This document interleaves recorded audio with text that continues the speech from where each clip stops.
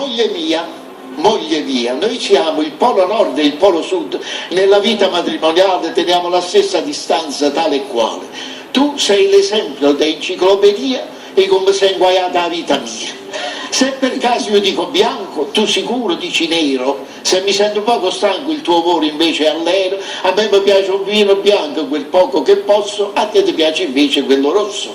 Le discussioni sono sempre quelle. Io dormo buono che la luce appicciata e tu non puoi dormire se non è studata. Ancora non mi spiego com'è che fui capo quando che andammo in chiesa, quando io ricetta sì, non rispondeste no.